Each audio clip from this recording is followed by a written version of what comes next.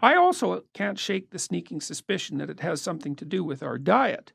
Really? Well, I saw this. We know that obesity is like skyrocketed. Yeah. Okay. So, and probably the reason for that, it's not exactly certain.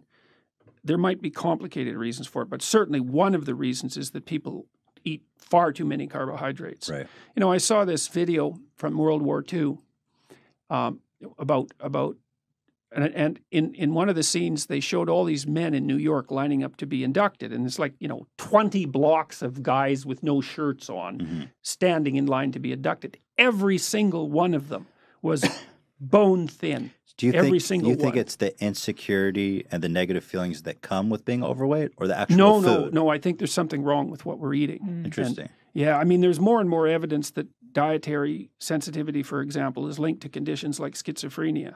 Really? And so, yes. Watch out for that bread, y'all. Well, and also, your gut bacteria, turns out, which you have a lot of, you have about 100 times more bacterial cells in your body than human cells. Which is really quite a freaky thing to think about. Luckily, they're quite tiny, because otherwise you'd be like a giant amoeba. Yes. But the gut biome produces a lot of neurochemicals, and so it does play an integral role in the regulation of your mood, which is also a very strange thing. I've been following that, just how bacteria is starting to play more in human health, like probiotics and stuff like this can regulate your mood.